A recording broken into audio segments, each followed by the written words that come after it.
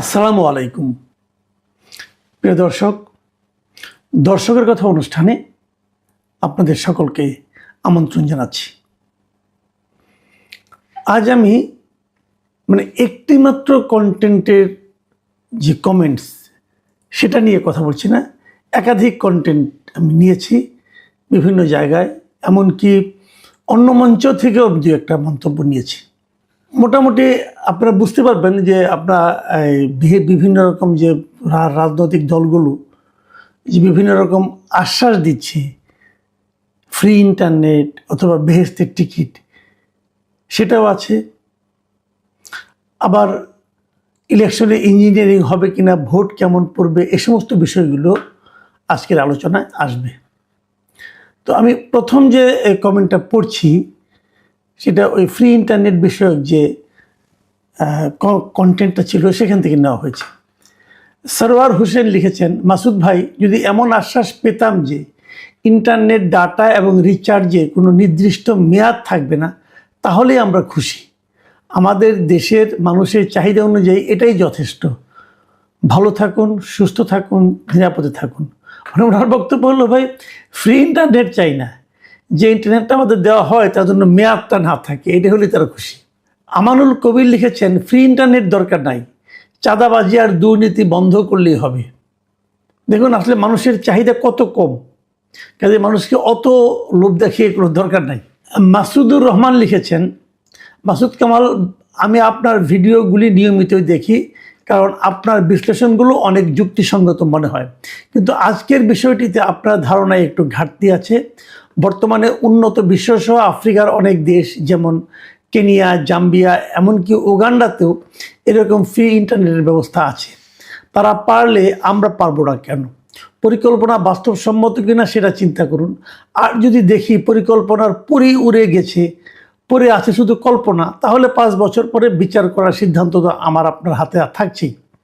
আমি মনে করি পরিকল্পনাটি বাস্তবসম্মত ও সময় উপযোগী। মিস্টার মাসুদুর রহমান সাহেব, আপনাকে আমি আপনার অবগতির জন্য বলি, পরিকল্পনা ভালো, অবশ্যই সময় উপযোগী, কিন্তু বাস্তবসম্মত নয়। বাস্তবসম্মত নয় এই কারণে যে আপনি এ ধরনের কাজ করতে পারলে খুবই ভালো হবে, কিন্তু আপনার কি সেই সামর্থ্য আছে কিনা সেটা আমাদের ভেবে দেখতে হবে। যে কথাটা ওখানে বলেছেন উনি, মিস্টার মাহাদি আমিন, ওনার কথা থেকে এটুকু বোঝা যায় যে উনি সারা দেশে সকলের জন্য ফ্রি ইন্টারনেটের ব্যবস্থা করেছেন। সেটা উনি পারবেন না ভাই, আমি আমার অভিজ্ঞতা থেকে বলছি, যা দেখেছি এ পর্যন্ত গত কয়েক বছরে। আর আপনি যে 3টা দেশের উদাহরণ দিলেন, আমি আপনার অবগতির জন্য জানাই, আপনি আরেকবার চেক করে দেখতে পারেন, গুগলে চেক করলে পাবেন, কোনো সমস্যা নেই। এই 3টা দেশের কোনোটাতেই ফ্রি ইন্টারনেট নাই। উগান্ডা এবং কেনিয়ায় কিছু কিছু শপিং মলে ইন্টারনেট ফ্রি আছে, কিছু কিছু রেস্টুরেন্টে আছে। এরকম রেস্টুরেন্টে ফ্রি ইন্টারনেট তো আমাদের দেশেও আছে। এটা ওই রেস্টুরেন্টগুলো অথবা শপিং মলগুলো তাদের ব্যবসায়িক স্বার্থে এটা করে থাকে, যাতে নাকি লোক বেশি বেশি ওখানে যায়, কিন্তু মোটের উপর ফ্রি ইন্টারনেট নাই ওই দেশে। যাই হোক, আমি পরে মন্তব্যে যাচ্ছি।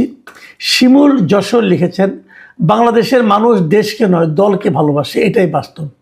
আগামীতে যে সরকার গঠন করবে সে এই দেশ চালাতে পারবে না। ইউনূস সরকার দেশের অর্থনীতি এমন এক পর্যায়ে নিয়ে গেছে যে সেখান থেকে বেরিয়ে আসতে গেলে মিনিমাম 5 বছর লেগে যাবে।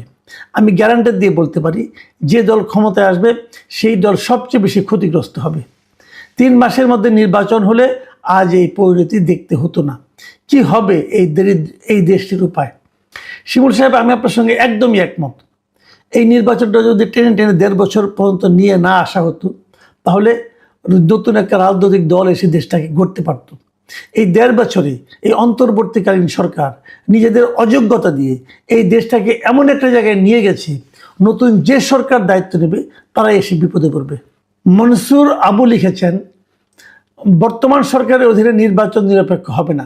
বিএনপি ফাঁদে পড়ে গেছে, তাদের উচিত ছিল কেয়ারটেকার সরকারের দাবি করা। বর্তমান সরকারের প্রধান কাজ ছিল কেয়ারটেকার সরকার ব্যবস্থা ফিরিয়ে আনা। আবারও বর্তমান এবং পরবর্তী নিরপেক্ষ নির্বাচনের আশঙ্কা থেকে গেল। আশঙ্কা নয়, কেয়ারটেকার সরকার ব্যতীত নিরপেক্ষ নির্বাচন সম্ভব নয়। বিএনপি কেন বুঝলো না এটা ইসলামী দলের সরকার? ইমরুল লিখেছেন, 25 থেকে 30% ভোট পড়বে, এর চেয়ে বেশি হবে না। কারণ মানুষের মধ্যে ভোটের আকর্ষণই নাই।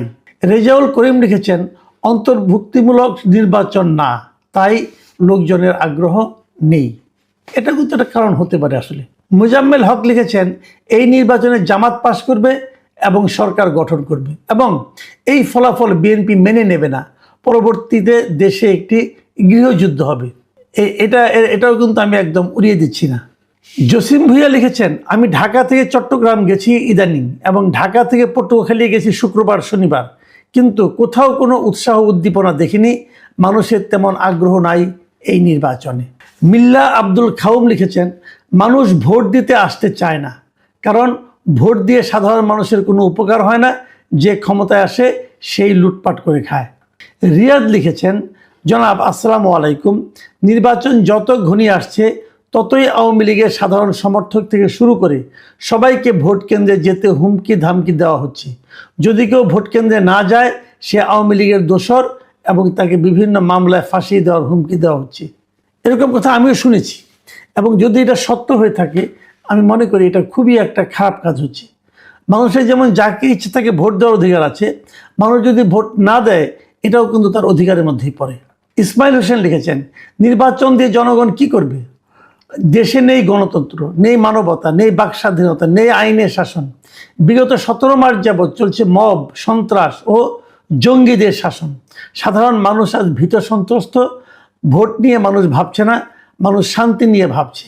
শাহানা বেগম লিখেছেন, আসসালামু আলাইকুম স্যার, আমি থাকি ঢাকায়, কিন্তু আমি যখন বাড়িতে ফোন দেই আমার ভাইয়া ভাবি বলে যে নির্বাচনের খবর কি। ওনারাও জানে না যে নির্বাচন আদৌ হবে কিনা। আর একটা রিকোয়েস্ট স্যার, আনিস আলমগীর স্যারের জামিনের বিষয় নিয়ে একটু কথা বলবেন। সোশ্যাল মিডিয়াতে দেখেছি আদালতে নিয়ে যাওয়ার সময় উনি বলে কান্নাকাটি করেছে। না ভাই, এটা ঠিক না, উনি কান্নাকাটি করেছে বলে আমি শুনিনি, বরঞ্চ আমি জানি যে উনি খুবই শক্ত আছেন। গাজী তারিক লিখেছেন, বর্তমান সরকার বিএনপির মাথায় হাত রেখে মনে প্রাণে চেষ্টা করছে জামাত এনসিপিকে যে কোনো মূল্যে ক্ষমতায় আনার। বিষয়টি বিএনপি কতটুকু বুঝে আমি জানি না। ধন্যবাদ আপনাকে। ইশরাত ফাহিমা কথা লিখেছেন, 12 ফেব্রুয়ারি নির্বাচনে একই দিনে সংসদ নির্বাচন এবং জুলাই সনদের উপর গণভোট অনুষ্ঠিত হবে। তখন কোটি কোটি মানুষ স্বতঃস্ফূর্তভাবে গণভোটে অংশ নিতে আসবে। তখন গোপনে ইঞ্জিনিয়ারিং করা অসম্ভব হয়ে পড়ে। বর্তমানে দেশের সব রাজনৈতিক দল প্রকাশ্যে প্রচারণা চালাচ্ছে এবং বিদেশি পর্যবেক্ষকরাও মাঠে রয়েছে। এ ধরনের কঠোর আন্তর্জাতিক ও অভ্যন্তরীণ নজরদারিতে কোনো গোপন ইঞ্জিনিয়ারিং সম্ভব নয়। ভাই, আপনার এই চিন্তা বাস্তবে পরিণত হোক এই প্রত্যাশা করি। রাকিবুল শুভ লিখেছেন, নির্বাচন না হওয়ার সম্ভাবনা 80 থেকে 90% এবং 7 থেকে 8 তারিখের মধ্যে বিএনপি নির্বাচন বয়কট করার সম্ভাবনা রয়েছে। ভাই শুভ সাহেব, আপনি এরকম সম্ভাবনা কোথায়, কিসের উপর ভিত্তি করে বললেন? একটু ডিটেল বললে আমরা উপকৃত হতাম। কিন্তু আমি কিন্তু ব্যক্তিগতভাবে মনে করি না যে নির্বাচন স্থগিত হওয়ার সম্ভাবনা আছে এবং বিএনপি নির্বাচন বর্জন করবে, এটাও আমার কাছে মনে হয় না। এডি রাজ্জাক লিখেছেন, নির্বাচন নয়, ইউনূস ডাক্তারের আগ্রহ গণভোট, অথচ এই গণভোট শব্দটি সংবিধান